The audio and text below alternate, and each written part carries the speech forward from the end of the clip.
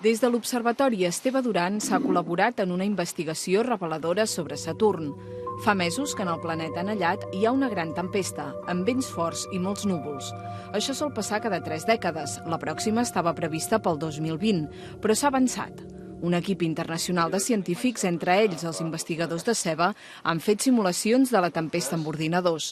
El resultat determina que els vents no són impulsats per l'energia solar, com passa a la Terra.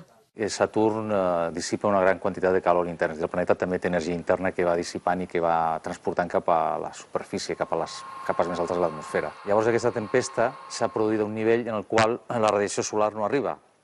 Això vol dir que l'energia necessària per rellevar els vents a aquests nivells tan profuns ha de venir de l'interior del planeta. El seu estudi, basat en observacions de telescopis terrestres i de la sonda Cassini, ha estat tema de portada de l'última edició de la revista Nature. Saturn és un planeta molt diferent de la Terra. En lloc de tenir una superfície sòlida, és fluid. És com una bola gegant de gas.